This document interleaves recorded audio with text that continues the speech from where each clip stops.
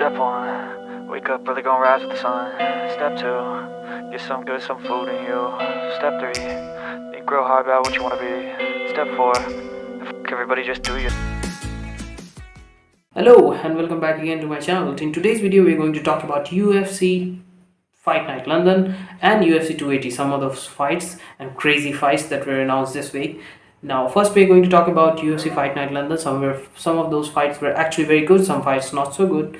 But we're going to talk about Volkan Ozdemir versus the main event opener, Volkan Ozdemir versus Paul Craig. And this fight was boring, to be honest. Volkan Ozdemir won, but many people were like, it was boring because of Paul Craig. Paul Craig put too much guard. He was trying to implement his jiu-jitsu game, but you should not, say that Paul Craig was like responsible for this fight for being boring. I think Paul Craig was trying to implement his game. That's his game, like jiu-jitsu and all that. He would win like that. He does not have that striking skill to just knock the other guy out. So he can have great skill in like breaking bones, but he's not great in knocking the other person out. So this fight was boring because of Volkan Ozdemir. Volkan Ozdemir was the one who was supposed to knock the other guy out, because he was one of those guys in the starting of his UFC career. He was knocking the people out. So I think he was not trying to knock him out. I don't know why. He was just having a very good jab. He has a very good jab, but that knocked the head back of Paul Craig many times. But still, he didn't won like very convincingly, but still he won. Good for him. But this fight was boring because of Volkan Ozdemir, not Paul Craig. Just understand this. And Paul Craig, I don't know whether he's going to continue in UFC or MMA, but he's a very good, jiu-jitsu artist. He didn't won like last night, but I think he can win because Volkan Ozdemir was very, very cautionary in his approach. He was not trying to, have just very aware of the positions and grappling. Because Paul Craig can submit Magomed Ankalaev, so he can definitely submit, like Volkan Ozdemir. So that's the reason why I think Paul Craig did not. Volkan Ozdemir didn't want any of the ground game, so he just stayed away. Now we're going to talk about them. We're going to escape the other fights. We're going to talk about Paddy Pimblett, and it's very interesting. We have to talk about Paddy Pimblett because Paddy Pimblett was amazing in this fight. Like I thought that Jordan Levitt is going to give him problems, because Jordan Levitt is one of those guys who is actually very deceptively strong. He's like one of those guys who has just landed very good inverted triangle. Like choked out the person inverted by an inverted triangle. Just very high level of jiu-jitsu. But still, like he's very good wrestler. He has done some wrestling in his college, I think, like something like that. I have heard that. But he's a very good wrestler. He just tried to out wrestle Paddy Pimblett, but Paddy Pimblett was very aware of those positions. Paddy Pimblett has great judo. He just saw that he was his head was a little bit downward, and he just kneed him in the face, which initially got Jordan Levitt off of those wrestling, his maneuver that he was doing, and that's the way to win for Paddy Pimblett. What a crazy, submission, trapping the hand of, your opponent by your leg lock, by the triangle leg, that position, triangle over the body, and what a crazy submission, man. I think we're just sleeping on Paddy Pimblett. We are saying that Paddy Pimblett has a problem. Paddy Pimblett has a problem. He will not be top 15, top 10, or top 5. In the UFC lightweight division. But I don't think so. I necessarily don't think so. I think Paddy Pimblett can be in the UFC top 5 or top 10, or top 5 even. I would say top 3, or maybe title contender, or maybe even title holder. I think so. Why? Because he's not one of those guys like Sean O'Malley where he will be defeated by a superior wrestler. He's not going to be defeated by a superior wrestler. He's going to be defeated by someone who has greater striking, because of his habit of keeping his head upwards. And you cannot keep your head like that when you're boxing, because when you keep like a head like that, you're just going to get punched in the chin and you're going to get knocked out. So that's why I think Paddy Pimblett will not go that far. But if he fixes this problem, who knows? He doesn't have the problem of grappling. He's a great grappler, so he's going to, because Jordan Levitt in itself is a great grappler. So I think that's why Paddy Pimblett has a great chance of winning this championship belt in this UFC lightweight division. But someone who can defeat him is Elia Topuria. That striker from Spain. I think he can win. He he can win against Paddy Pimblett because of his superior striking. UFC is doing good job not trying to, like these guys have scuffle, like in the UFC somewhere, but they don't. That what does he call? Elliot Tupuria, he calls him the hand sanitizer boy. So that's great. That's a great gimmick. But I think like Paddy Pimblett. But the thing that I want to talk about, like it's very important to talk about, is the Paddy Pimblett's post-fight speech.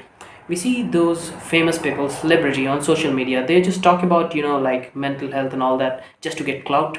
They're just trying to act on social media that they are good persons, but you can actually feel that they're not real. Like whenever you see someone donating someone and just taking a picture of that, you know that person is just not real. But here you see whatever Paddy Pimblett said, it just looked real. It just felt real. You can feel the real things. That's the beauty of reality in this world. You will feel the real thing. It's not something like it's not something that can be that you can be fooled about. It's a very real thing. The Paddy Pimblett speech in the post-fight interview that we saw, he was very real when he talked about men's mental health. What a great line, man. I would rather have my friends crying on my shoulder than rather attend his funeral next week. Like, what? He's a great man. I mean, like, I just liked it. I just liked it, man. Paddy Pimblett, take a bow. He's a great, he's a great role model because he behaves very awkwardly. He's actually, like, behaves like a boy. But the way that he said that, I really respect him. I really respect him for saying that. Whatever he said about men's mental health, social stigma, he lost his friend. I mean, like, I respect Paddy Pimblett now, from now onwards, because I was like not so much respectful of his skills, of his. I don't know what's about him, or about his, maybe because of his goofiness or something like that.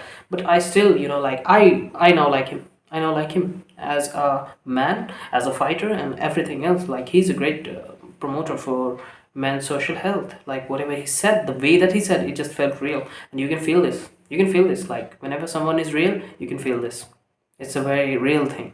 And whenever someone is trying to do something for the cloud, like what we see in the social media, you can feel reality can be felt in this world. So Paddy Pimblett, great man, you got a new fan from India.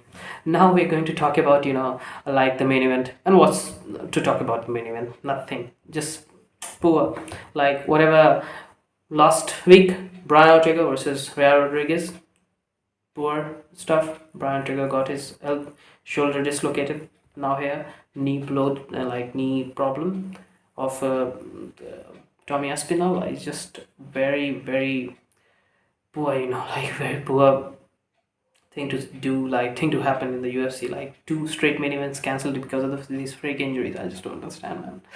It's just really bad, man. It's really bad, and I think that this fight was one of those fights that could have propelled like Tommy Aspinall to the UFC main division in the contendership, because I just feel like like Curtis Blaze is one of those guys who's like gatekeeper of the division, gatekeeper of the top five. Like if you go past against Curtis Blaze, you're actually a real contender because he has that wrestling threat and all that. That's the reason why I think like Curtis Blaze can be like Curtis Blaze. If he won against Curtis, he might have been contender or something like that. So that's the reason why I'm not like really sad about this ending, because I think that could have gave Tommy Aspinall a great chance against like someone like uh, Francis Ngannou, because Tyson Fury is different. Tyson Fury can like Tyson Fury. I'm sorry, he is sparred with Tyson Fury. Tommy Aspinall is very different from Francis Ngannou.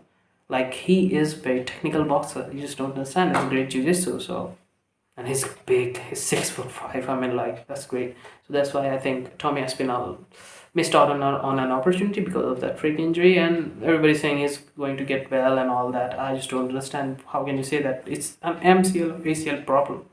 It's just knee problem. You just don't understand how severe this can be. So he looked in pain, and I think like it's a very bad injury for him. And whether he's going to recover, we'll see. But it is going to be tough, a lot more tougher than these people are saying on the internet. It's going to be tough. It's going to bounce back. Let's hope so, but it would be tough. It's a very bad injury, and it can reappear in later stages. So it's a bad injury. Now we're going to talk about some of the fun matchups that happened in UFC 280, and one special fight that I just don't understand why it happened, but we're going to talk about that. The first fight we are going to talk about is Sean O'Malley versus Peter Yan. I don't understand what Peter Yan, like what Sean O'Malley and what Nate Diaz have done bad for the UFC, that they are just trying to, they just, it's going to be tough, man. Just watch that fight. Peter Yan, you just don't understand boxing. If you're thinking that this fight against Peter Yan versus Sean O'Malley is going to be any form of competitive, no, never. I mean, like, it's just not possible to make that fight competitive. Like, you just don't understand what technical boxing is. If you think like Sean O'Malley maybe land that lucky punch against Peter Yan. Peter Yan is not one of those guys that you can land lucky punches against. He's a very technically sound, superior. His body is open sometimes. You can put in those shots, but it's still very dangerous guy. It's still very dangerous guy. I think like Sean O'Malley does not have any chance against Peter Yan. He's going to get schooled, and Peter Yan will win this fight probably in the second or third round. It's a 3-round fight. That might benefit Sean O'Malley, but you just don't understand how technically superior Peter Yan is to Sean O'Malley. Peter Yan, best boxer in the UFC. Peter Yan, best technical boxer in the UFC. One of those guys that can go to the boxing and can do well there. But Sean O'Malley, great striker, great boxer, not on the level of Peter Yan. Just that's the great problem. Not on the level of Peter Yan. Never. Like 3 years, 4 years of training, probably he might be on the level of Peter Yan, but right now he's not on the level of Peter Yan. Just don't understand what boxing is if you say that Sean O'Malley has a chance against Peter Yan. Okay, now we're going to talk about second fight that was announced: Makhachev versus Charles Oliveira, and that's a great matchup. But I don't like the way that Makhachev was given this opportunity, because your last win was against Bobby Green, so Makhachev doesn't deserve to be, have a fight against Charles Oliveira. So I don't know why they gave him because of that relationship with Khabib. Maybe probably. I like Khabib. He was my favorite when he wrestled. When he wrestled, basically when he was in the UFC. He was my favorite Khabib. But still, I don't like this too quick. Like, I just don't like Makhachev to be this quick to the title. We like deserved, so like someone like Benin Dariush deserved. And speaking of Benin Dariush, he has a great fight against Matthews Gamrot, which I think like Benin Dariush is going to lose, and I just don't understand why he's taking this fight. If you're going to lose, if you're just about to be the number one contender, why you're taking this fight? I just don't understand. But Benin Dariush, being Benin Dariush, what a like champion he is. I mean, he's one of those guys who has taken everybody. Like whenever, whichever whichever guy that UFC tried to match up him against, he just tried to take it. And like this man is like amazing. Just don't understand. This Mateusz Gamrot guy is amazing. He will win probably against Benin Dariush, and that's a very very strange like thing to say, because Benin Dariush is one of those guys who can defeat anybody in the UFC lightweight division. So Benin Dariush, I would pick Mateusz Gamrot. Please, if someone can wrestle against Arman Tsarukyan, he definitely can wrestle against Benin Dariush. Okay, so I think it's Mateusz Gamrot. And the other fight we are going to talk about is Nate Diaz versus Khamzat Chimaev. I just don't understand what Nate Diaz has done for the UFC so bad. Like, what has he done to get this matchup? I just don't understand. He just wants to go out very respectfully. They're just trying to make him look bad on the. I was one of those supporters of Dana White when he was having this feud with Jake Paul. I was one of those supporters. I had made the reaction video of his Jake Paul's diss on this, like against Dana White. I just don't understand, man. Why Dana White has done this to someone as great as Nate Diaz. I mean, this is going to be a very tough matchup. This is not going to be competitive at all. This is not going to be competitive. Khamzat Chimaev, I think it might be 1,000 to 500 favorite. On Peter Yan, Sean O'Malley, I think Peter Yan should be 5-1 favorite, something like that.